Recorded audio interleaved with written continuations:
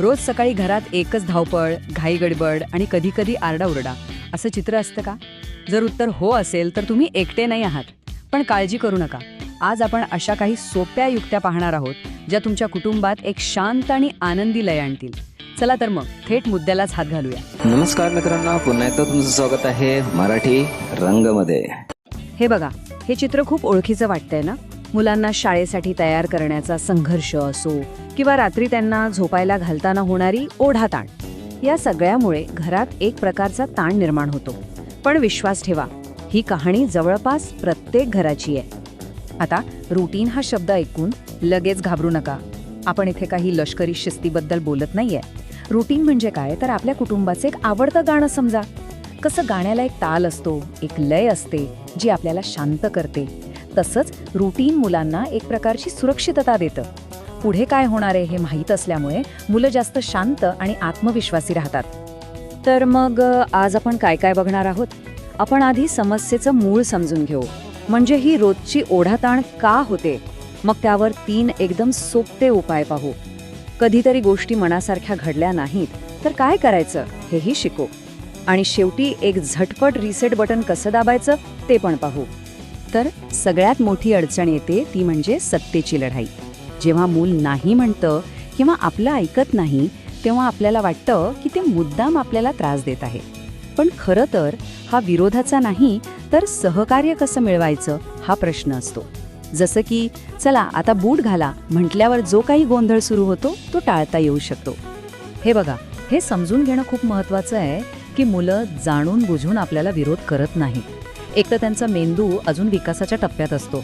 त्यांना स्वतःचे निर्णय स्वतः घ्यायचे असतात, स्वतंत्र व्हायचं असतं. आणि कधीकधी त्यांना फक्त आपलं प्रेम आणि थोडंसं लक्ष हवं असतं. त्यामुळे धीर धरा, ही त्यांच्या वाढीची एक अगदी सामान्य प्रक्रिया आहे. चला तर मग आपल्या पहिल्या उपायाकडे वळूया. आपल्या दिवसासाठी अँकर्स शोधणे. अँकर्स म्हणजे काय? अहो, जसं जहाजाला स्थिर ठेवण्यासाठी नांगर असतो ना, तसेच हे अँकर्स आपल्या धावपळीच्या दिवसाला एक स्थिरता आणि चौकट देतात. हे दिवसातले असे काही ठराविक क्षण आहेत जे सहसा बदलत नाहीत. हे आहेत काही उत्तम अँकर पॉइंट्स.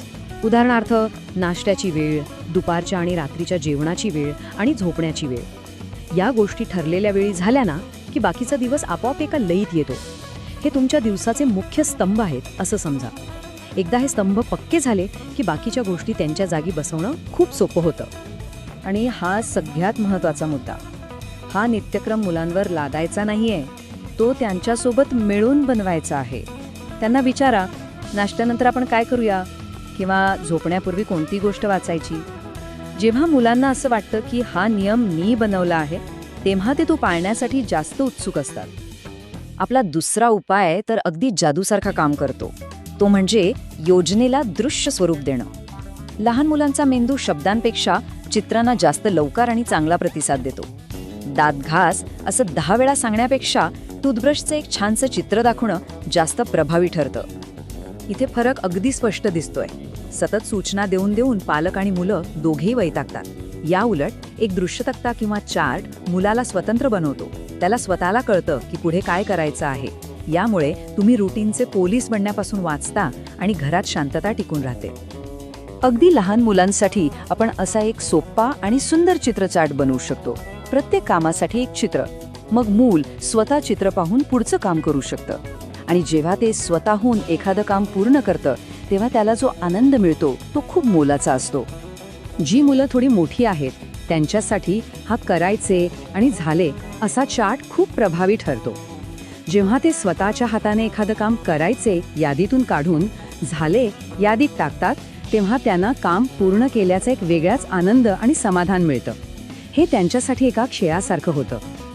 जर या सोप्या युक्त्या तुम्हाला उपयुक्त वाटत असतील आणि चेहऱ्यावर थोडं हसू आलं असेल तर अशाच आणखी माहितीसाठी आमच्या चॅनलला सबस्क्राईब करायला विसरू नका. माझ्या मते कदाचित सगळ्यात महत्त्वाचा उपाय, कोणतीही सूचना देण्याआधी मुलांशी भावनिकरित्या कनेक्ट व्हा. जेव्हा आपण आधी त्यांच्याशी जोडले जातो तेव्हा त्यांचा विरोध करण्याचा जो नैसर्गिक स्वभाव असतो तो शांत होतो आणि ते आपल्या ऐकण्याची शक्यता खूप पटींनी वाढते. इथे काही सोपी उदाहरणं आहेत. मुलाला थेट चला खेळ बंद कर म्हणण्याऐवजी 2 मिनिटं त्याच्या खेळात रस घ्या. वाह, काय मस्त बनवले आहेस असं म्हणा. मग आपली गोष्ट सांगा. त्यांना 2 पर्याय द्या जे दोन्ही तुम्हाला मान्य असतील. जसं की लाल शर्ट घालणार की निळा. आणि पळू नकोस असं नकारात्मक बोलण्याऐवजी शांतपणे चाल असं सकारात्मक सांगा. फरक नक्की जाणवेल. चला, एक गोष्ट मान्य करूया, कोणताही नित्यक्रम किंवा योजना 100% यशस्वी होत नाही. कधीतरी गोष्टी बिघडणारच. आजारपण असेल, घरी पाहुणे आले असतील किंवा इतर काही कारणांमुळे रुटीन मोडणारच. अशा वेळी सगळ्यात महत्त्वाचं आहे ते म्हणजे शांत राहणं. जेव्हा मूल खूप चिडलेलं किंवा रडत असेल तेव्हा या 4 पायऱ्या लक्षात ठेवा. पहिलं आणि सर्वात महत्त्वाचं म्हणजे तुम्ही स्वतः शांत राहा. तुमची शांतता मुलांपर्यंत पोहोचते. दुसरं, कमी बोला. त्या क्षणी उपदेशाचा काहीही उपयोग होत नाही. तिसरं, त्यांना जवळ घ्या, त्यांना सुरक्षित वाटू द्या. आणि चौथं, समस्या सोडवण्याची घाई करू नका. सगळे शांत झाल्यावर त्यावर बोला. चला तर मग आपण आतापर्यंत जे काही शिकलो त्याचा एक झटपट सारांश घेऊया. हा आहे तुमचा 5 मिनिटांचा रिसेट प्लॅन, जो तुम्हाला रोज आठवण करून देईल की घरात शांतता राखणं अगदी शक्य आहे. फक्त हे 4 मुद्दे लक्षात ठेवा. दिवसातले काही महत्त्वाचे क्षण अँकर म्हणून निश्चित करा. नित्यक्रमाचा एक दृश्य चार्ट बनवा. कोणतीही सूचना देण्याआधी मुलांशी कनेक्ट व्हा. आणि सर्वात महत्त्वाचं म्हणजे कठीण परिस्थितीत शांत राहा. तुमची शांतता हीच तुमची सर्वात मोठी ताकद आहे. हे नक्कीच शक्य आहे. तर जाता जाता एक छोटासा प्रश्न.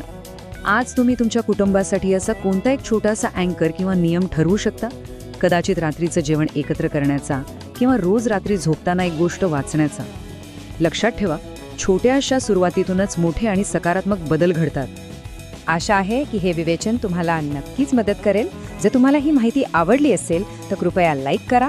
तुमच्या प्रतिक्रिया कमेंट्समध्ये नक्की कळवा. हे तुमच्या मित्रमैत्रिणींसोबत शेअर करा. आणि अशाच उपयुक्त माहितीसाठी चॅनलला सबस्क्राईब करायला विसरू नका.